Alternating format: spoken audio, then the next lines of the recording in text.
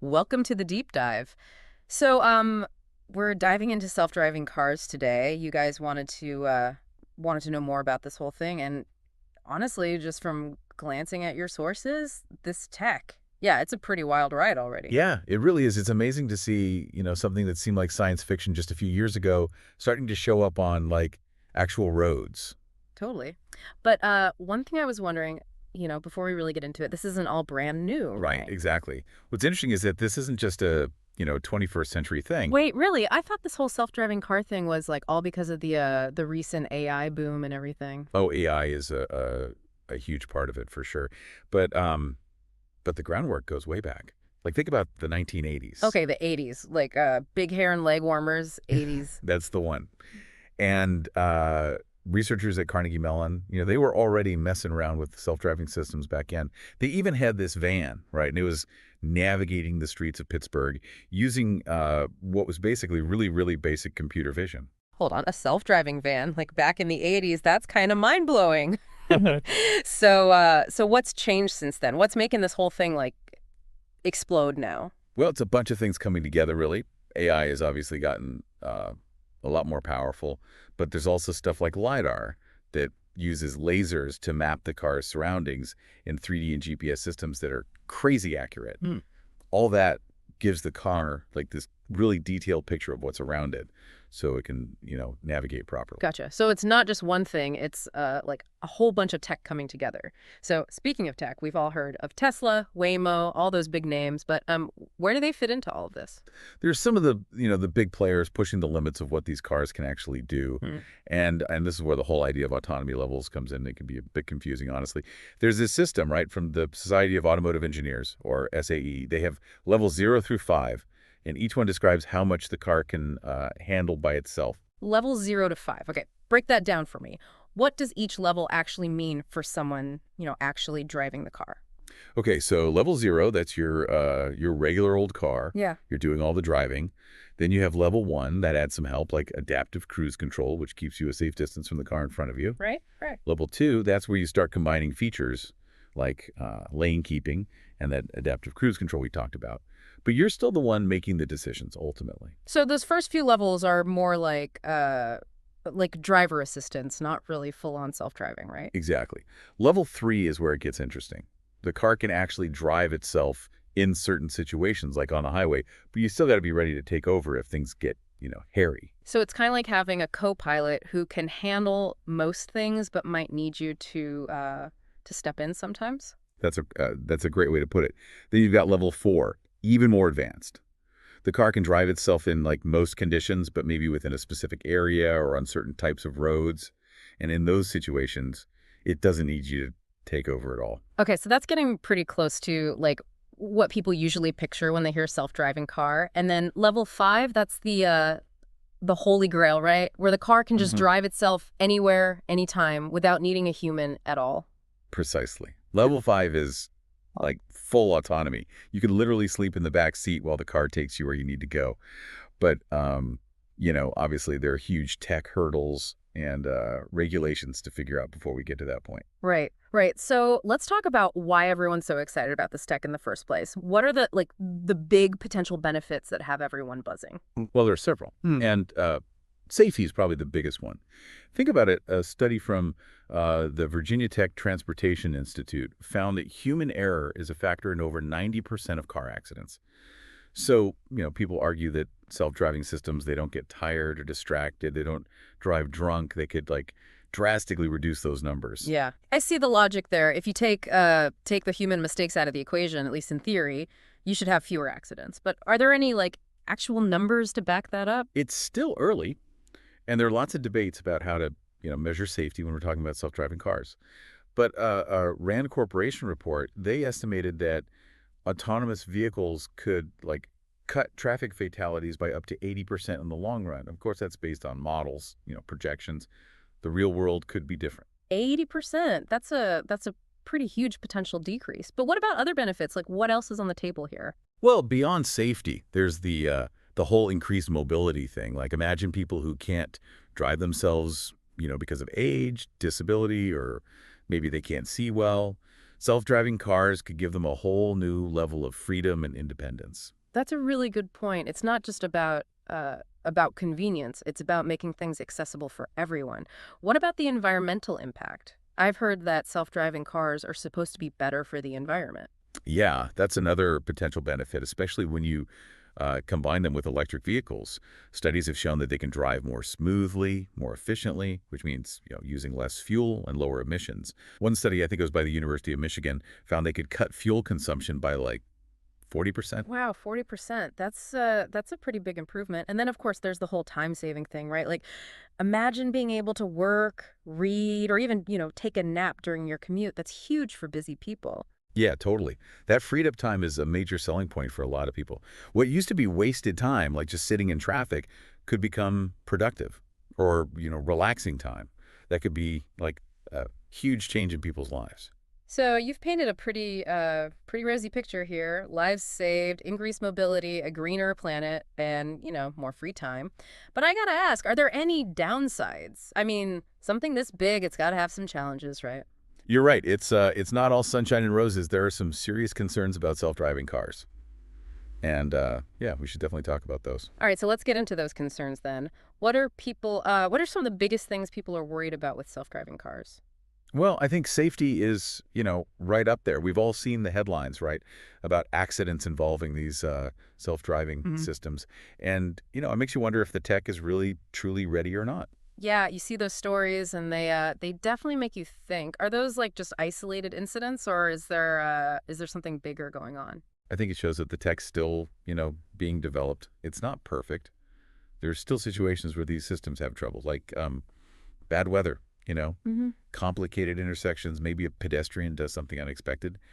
And when things go wrong, the consequences can be pretty bad. I see what you mean. So how are they trying to make these systems safer? Are they just like throwing more data at the problem, hoping it'll just figure itself out? It's more than that, but data is a big part of it.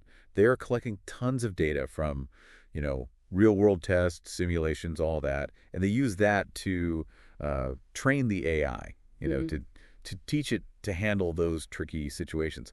But it takes time, and it's hard to say for sure when these systems will be like completely safe in every situation. Right. Makes sense. So what about other concerns besides the technical challenges? Well, the ethical side of things is a big one. How do you program a car to make like life or death decisions in an accident that can't be avoided? You know, does it protect the passengers even if it means hitting a pedestrian? Tough questions, no easy answers. It's like we're asking machines to figure out moral problems that, philosophers have been debating for centuries. So how do you begin to approach those kinds of ethical challenges? It's definitely not simple. You've got engineers, ethicists, policymakers, the public. Everyone's got to be involved. Some people say we should take a utilitarian approach, minimizing harm overall. But others say we need clear rules, guidelines that reflect our values as humans. There's no one right answer, and honestly, the debate's probably going to keep going as the tech gets better. It sounds like we're in uncharted territory here. Are there any other big concerns we should be thinking about? Oh yeah, job displacement is a big one. Think about truck drivers, taxi drivers, delivery drivers. As self-driving vehicles become more common, a lot of those jobs um, could be lost. That's a lot of people whose livelihoods could be affected. Are there any ideas out there for dealing with that? People are talking about, retraining programs, helping Yeah. people learn new skills so they can find work in other fields. Some people even talk about a universal basic income, like a safety net for people who lose their jobs because of automation. But it's a tough problem. No easy fixes. It's going to take, creative solutions and some long-term planning. Okay, so I've got safety, ethics, job displacement. What about data privacy? These cars are basically like computers on wheels, right? Collecting information about where we go, how we drive, all that. Yeah, data privacy is definitely a concern. I mean, these cars are gathering data all the time about your location, your speed, your driving style, even what's going on inside the car. So, it raises questions about who owns that data, what they're doing with it, and whether it's protected from hackers or, being misused. It's kind of creepy to think our cars might know more about us than we than we know about ourselves. Are there any rules in place to like protect our privacy in this whole, brave new world of self-driving cars? Well, the regulations are still evolving. People are debating how to balance, encouraging new tech with protecting people's privacy. Some people want strong data protection laws that give individuals more control over their data. Others say sharing data is important for improving safety and developing the technology. It's complicated. Yeah, it sounds like a tough balance to strike. So where are we at with all of this actually? Are there like self-driving cars on the roads right now? Oh yeah, there are pilot programs and limited rollouts in cities around the world, like Waymo. They've been running a fully driverless ride-hailing service in Phoenix, Arizona, for a few years now. Hmm. People could use an app to get a ride, and a car shows up, no driver. Wait, so like driverless taxis are a thing. That's amazing. Are other companies doing that, doing stuff like that? Yeah, Cruise, they're owned by General Motors. They're another big one. They're testing in San Francisco, and they've even started giving some rides to the public late at night. Again, no driver. So things are moving pretty fast. What about Tesla? They've been talking about self-driving for years. Tesla's a little different. Their autopilot system is it's more of a really advanced driver assistance system, not true self-driving. You can do things like, keeping you in your lane, the adaptive cruise control we talked about, but you still got to be paying attention, ready to take over. So it's more of a step towards full autonomy, not the real deal yet. What about the rules around all these different levels of self-driving? Oh, it varies a lot, from country to country. Some places, like California, they're pretty relaxed about letting companies test self-driving cars. Others are more cautious. There's a lot of work to do to get everyone on the same page and make sure safety standards are the same everywhere. It sounds like it's pretty messy right now. So thinking bigger picture, how could all this, self-driving car stuff change the way our cities look and how they work? The impact on cities could be huge. Imagine, cities designed for autonomous vehicles.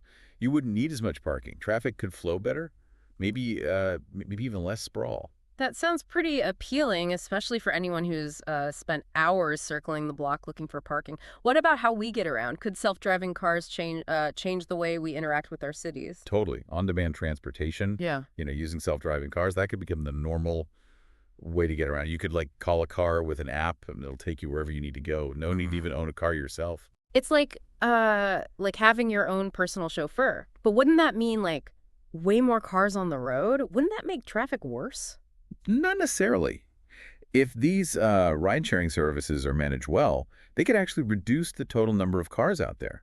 Instead of everyone having their own car that's just sitting around most of the time, we could have, a smaller number of autonomous vehicles driving around all the time, picking people up and dropping them off. So it's about like making better use of the cars we have, Yeah. making transportation more efficient overall. Exactly. And that could have, a ripple effect. Yeah. Less congestion, less pollution, maybe even using less energy overall. Okay, starting to see the potential here.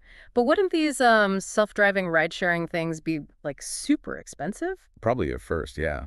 But as the tech gets better, and more people use it, the costs should go down. It's even possible that these services could end up being cheaper than owning and maintaining your own car. So are you saying that like maybe someday people won't even own cars anymore and transportation will just be like a service you pay for, like, electricity or the internet? It's a very real possibility, but that also makes you think about, who has access to that. We'd have to make sure these services are affordable and available to everyone, not just people who have a lot of money. Yeah, that's a really important point. We don't want to end up with like a two-tiered system where some people get this amazing autonomous transportation and other people are, left behind. Exactly. We got to think about the potential downsides and work towards solutions that benefit everybody. Okay, so we've covered a lot: the history, the tech, the good, the bad, the whole nine yards. But now I'm kind of curious. What's your take on the future? Where do you think this whole self-driving car thing is going? Well, predicting the future is always tricky. But I think it's safe to say that self-driving cars are going to keep getting better, keep evolving. The technology is moving so fast. We're probably going to see some seriously amazing stuff in the next few years. Okay, so give me some specifics. What innovations are you most excited about? One thing that's really cool is the work on AI, even more advanced AI systems. Those systems will be able to handle even more complex driving situations, make better decisions in real time. That we might even see self-driving cars that can like learn your preferences, your habits as a driver, truly personalized driving experience. So it's not just about getting from A to B. It's about the journey itself. Yeah, exactly. Make it more enjoyable, tailored to you. And the hardware too. There's a lot of interesting stuff happening there. What about the hardware? Anything in particular that's caught your eye? Sensor technology is going to get a lot better, give cars an even better understanding of their surroundings. Imagine sensors that can like see through fog or spot things hidden around corners, maybe even predict what pedestrians are going to do based on like really subtle cues. It's like giving these cars like superpowers or something. But won't all this, fancy technology make these cars crazy expensive? Will only rich people be able to afford them? It's a valid concern. But if you look at history, new technologies usually get cheaper over time as they get better and more people start using them. Remember when like flat screen TVs first came out? They were a luxury. Now everybody's got one. I think the same thing could happen with self-driving cars. So you're saying like eventually this could be something everyone has access to, not just a few people. I think so, yeah. And that would be a pretty big deal. Totally. So what about cities? We talked about this a little before, but how do you think self-driving cars could, really change the way our cities look and function? Imagine cities that are like designed from the ground up for autonomous vehicles, streets optimized for smooth traffic flow. Yeah. You wouldn't need as many parking lots taking up space. Mm. Maybe dedicated lanes for self-driving cars. Maybe even zones where you're not allowed to drive a regular car. It's like those futuristic cityscapes you see in movies, all sleek and efficient, But what about the downsides? We talked about jobs, but are there any other like unintended consequences we should be thinking about? One thing is, maybe self-driving cars could lead to more sprawl. If it's easier and less stressful to commute, people might be more likely to live further away from the city center. And that means, more development, more impact on the environment. So it's not a guaranteed win for the environment then. It depends on how we like use the technology and how we plan our cities around it. What about like social interactions? Are we all just going to be like even more isolated in our little self-driving bubbles? It's a good question. I mean, it's possible that self-driving cars could, lead to more isolation, people spending more time alone in their cars. But maybe it'll be the opposite. Maybe it'll free up people's time so they can connect with others while they're traveling. Imagine having a meeting, or chatting with friends while your car does the driving. So it could actually like create new opportunities for socializing. Yeah. That's interesting. What about how we interact with the cars themselves? Will we still be using steering wheels, pedals, all that? Or will it be something totally different? I think as cars get more and more autonomous, that traditional way of driving, might become a thing of the past. Maybe we'll use voice commands, gesture recognition even, or even brain-computer interfaces, like you control the car with your thoughts. Brain-computer interfaces. That sounds like something straight out of sci-fi. It does, right. But people are actually working on that stuff. Imagine just thinking, take me home, and your car starts driving. Pretty wild. But it also raises some, ethical questions about privacy and control. It's almost like the line between the driver and the passenger is blurring, between human and machine. Exactly. And that kind of leads into another possible future scenario, the decline of car ownership. Oh yeah, we talked about that a little before with the ride sharing stuff. But are you saying people might not even own cars at all anymore? It's possible. As self-driving ride sharing gets, more common, more reliable, and cheaper, owning a car might start to seem like, a hassle, a waste of money. So instead of having your own car, you just call a self-driving car whenever you need one. Right. It's called transportation as a service, or TA. You pay for transportation when you need it instead of owning a car that just sits there most of the time. The Netflix of transportation. But wouldn't that give like a ton of power to those ride-sharing companies? What if they, raise prices like crazy or start telling us where we can and can't go? Those are all important things to consider. We need to think carefully about the potential downsides of this model and, make sure there are rules in place to keep things fair, make sure everyone has access, that kind of thing. So it's not just about the tech itself. It's about how we manage it, how we make sure it benefits everyone. Exactly. Well, this has been an amazing deep dive. We've talked about the past, the present, the future, and it's pretty clear that self-driving cars are gonna they're gonna have a huge impact on our lives. It really is a fascinating area. And it's changing so fast, who knows what'll happen next. Yeah, who knows? Thanks for joining me on this wild ride. And to all you listeners out there, keep learning, stay curious, and buckle up. The future of transportation is going to be interesting, that's for sure.